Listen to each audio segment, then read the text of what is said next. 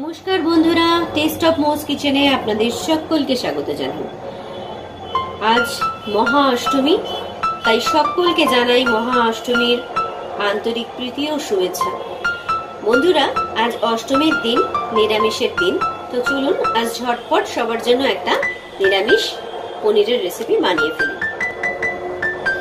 তো বন্ধুরা, আমরা আজ মালাই কোপ্তা কারি বানাতে চলেছি। তো মালাই কোপ্তা কারি বানানোর জন্য আমরা ঝটপট কোপ্তাগুলো বানিয়ে নেব। তার জন্য আমরা নিয়ে নিয়েছি প্রায় 400 গ্রামের মতন পনির। আমি একটা বড় পনিরের বার নিয়েছি, 400 গ্রামের মতন পনির, যেটাকে আমরা এইভাবে গ্রেটারে গ্রেট করে নেব। আমরা হাত দিয়ে কষলে মেখে নিতে পারি, কিন্তু গ্রেটারে গ্রেট করে নিলে এটা ভালোভাবে স্মুথ হয়, করতে খুব সুবিধা হয়। তো দেখুন বন্ধুরা, এইভাবে আমরা গ্রেটারের সাহায্যে পনিরগুলোকে গ্রেট করে নিচ্ছি।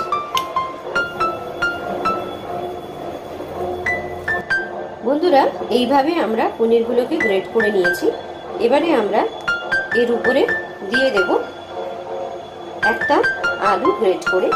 এই আলুটা আমি সিদ্ধ করে রেখে দিয়েছিলাম, এটাকে আমি এইভাবে পনিরের উপরে গ্রেট করে দিয়ে দেব, যাতে কোপ্তাটা বাইন্ডিং করতে সুবিধা হয় এবং খুব ভালো টেস্টও আসে।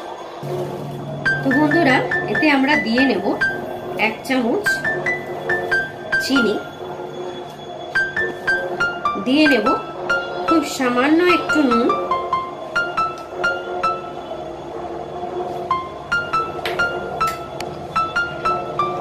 দিয়ে নেব 1 চামচ গরম মশলার গুঁড়ো। এবারে এটাকে আমরা হালকা হাতে খুব ভালো করে পনিরটাকে আমরা মেখে নেব।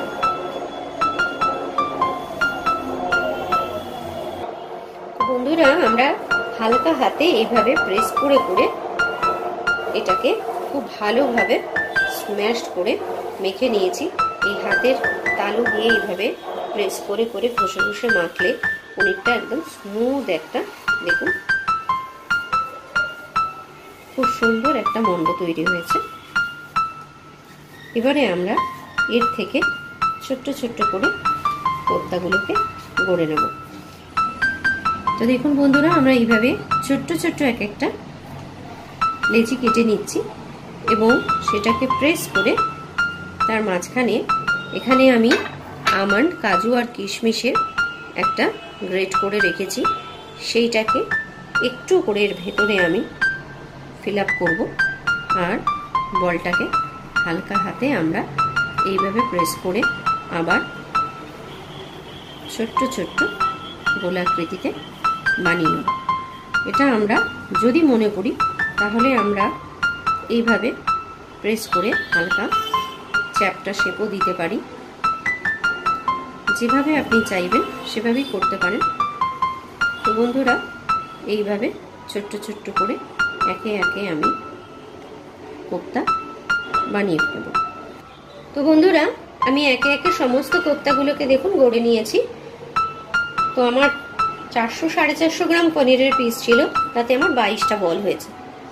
তো বন্ধুরা, তো চলুন আমরা ঝটপট কড়াইতে। তো বন্ধুরা, আমি কড়াইটা চাপিয়ে নিয়েছি, তেলও দিয়ে দিয়েছি গরম হওয়ার জন্য। তো দেখুন বন্ধুরা, তেলটা বেশ খানিকটা গরম হয়ে এসছে। আমরা খুব হাই হিট করব না, হালকা গরম থাকা অবস্থায় আমি একে একে পনিরের কোপ্তাগুলোকে ছেড়ে দেব।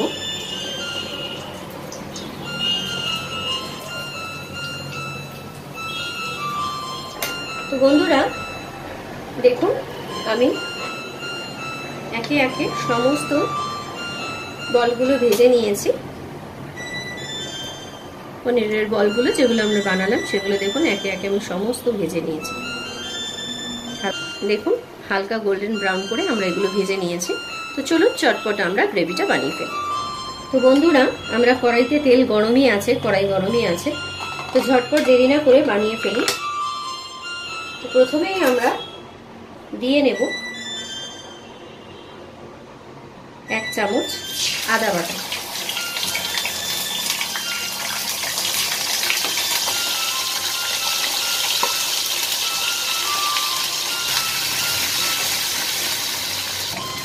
সাথে দেব 2 চামচ টমেটো বাটা,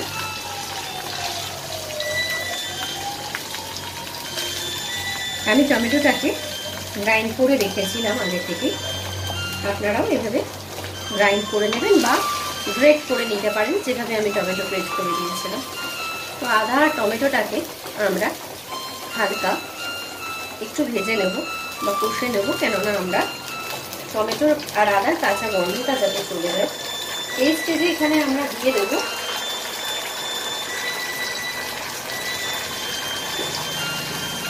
1 চামচ চিনি, দিয়ে নেব স্বাদ মতো নুন,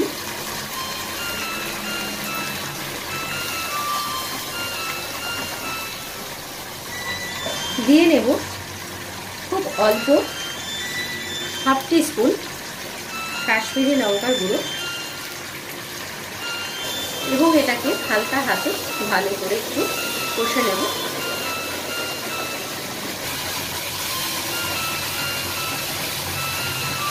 দেখুন বন্ধুরা, বেশ খানিকটা কাঁচা ভাব চলে গিয়ে ওপরে তেল ছাড়তে শুরু করেছে। এই স্টেজে এতে আমি অ্যাড করব 2 চামচ কাজু আর পোস্ত বাটা,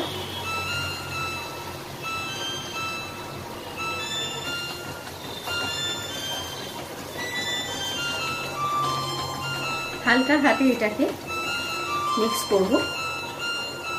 আবারও আমরা দেব 2 চামচ কাজু আর পোস্ত বাটা,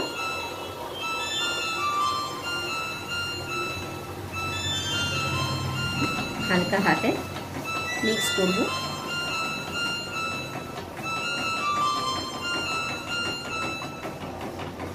এবং একটু কাঁচা ভাবটাকে কাটিয়ে নেব। দেখুন বন্ধুরা, কাজু পোস্তটা ওপরে তেল ছাড়তে শুরু করে দিয়েছে, কেননা এতে অনেকটাই কাজু বাটা আছে। নিয়ার অ্যাবাউট 12 থেকে 15টা কাজু দিয়ে আমি এটা বেটেছিলাম। আর এবার অ্যাড করব 1 চামচ টক দই, যেটা আমি ফেটিয়ে স্মুথ করে নিয়েছি। এই সময় গ্যাসের আগুনটা সিম করে রাখবেন, না হলে দইটা ফেটে যাওয়ার সম্ভাবনা থাকে। হালকা হাতে দইটাকে যতক্ষণ না আমরা মিক্স করে নিচ্ছি দইটা ফেটে যেতে পারে, ততক্ষণ পর্যন্ত এটাকে আমরা হালকা হাতে ভালোভাবে মিক্স করে নেব। দেখুন বন্ধুরা, একটা স্মুথ টেক্সচার তৈরি হয়েছে, ওপরে তেলও ভেসে উঠেছে, দইটাও ফাটেনি। এই স্টেজে এখানে আমরা অ্যাড করব আমার হোমমেড গরম মশলা, যেটা 1 চামচ মতন আমি এখানে অ্যাড করলাম। এবার আমরা দইয়ের বাটিটা ধুয়ে অল্প এখানে জল অ্যাড করে নেব এবং হালকা হাতে চালিয়ে এটাকে আমরা মিক্স করব।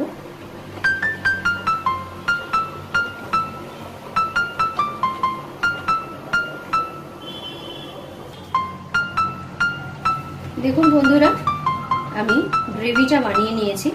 গ্রেভিটা দেখুন টেক্সচারটা কেমন হচ্ছে, খুব ঘন একদম থকথকে না, কিন্তু বেশ গাঢ়, হালকা একটু ঝোল ভাব থাকবে, কেননা আমরা যখন কোপ্তাগুলো এর মধ্যে দেব তখন সেটা কিন্তু কিছুটা হলেও ঝোল টানবে এবং কোপ্তাগুলো একটু ফুলবে। তাই জন্য বন্ধুরা আমরা একটু হালকা ঝোল রাখবো। এই স্টেজে আমরা আস্তে আস্তে এর মধ্যে কোপ্তাগুলো সমস্ত দিয়ে দেব এবং হালকা হাতে কোপ্তাগুলোকে মিক্স করে নেব।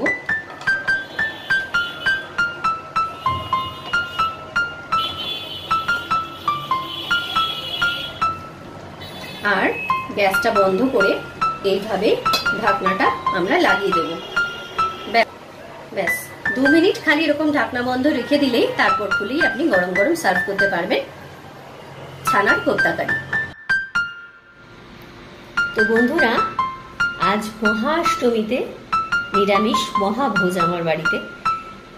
তো আমরা গরম গরম ফুলকো লুচির সঙ্গে নারকল দিয়ে ছোলার ডাল আর এই যে যেটা বানালাম আজ আমরা, সেটা হচ্ছে ছানার কোপ্তা কারি।